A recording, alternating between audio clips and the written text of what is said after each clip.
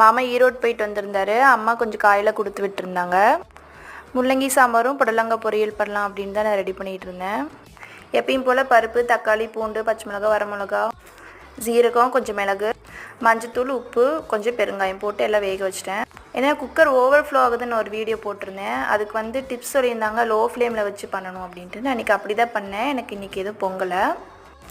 குமுதா ஒரே happy energy மாதிரி கொஞ்சம் ஜாலியாக இருந்தது.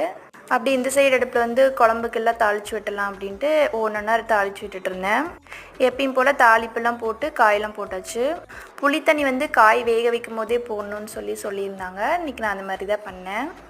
குக்கர் ஓவர்ஃப்ளோ ஆகலைன்னு ஓகே தான் இருந்தது. ஆனால் பருப்பில் தண்ணியே இல்லை, கரெக்டாகவும் இருந்துச்சு. என்னடா நமக்கு வந்த சோதனைன்ட்டு சரி தண்ணி இல்லைன்னா என்ன பருப்பு நல்லா தானே இருக்குன்ட்டு அப்புறம் ஒரு வழியாக குழம்பு வச்சுட்டேன். மாமா கொஞ்சம் முன்னாடி கடைக்கு போகிறேன்னு சொன்னனால தோசை ஊற்றி கொடுத்துட்டுட்டேன். மதியமாக லஞ்சுக்கு வீட்டுக்கு வரேன்னு சொல்லிட்டு கிளம்பிட்டாரு. அப்புறம் பொரியலும்